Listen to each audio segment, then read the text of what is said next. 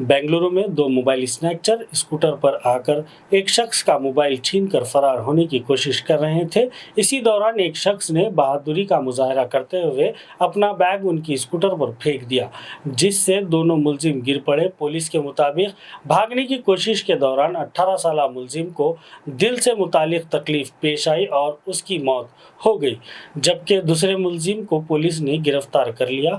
वाक़ये के बाद social media पर लोग बैग फेंकने वाले की होशियारी, बहादुरी और बरवक्त कार्रवाई की तारीफ कर रहे हैं। ये पूरा वाक़या सीसीटीवी कैमरा में कैद हो गया।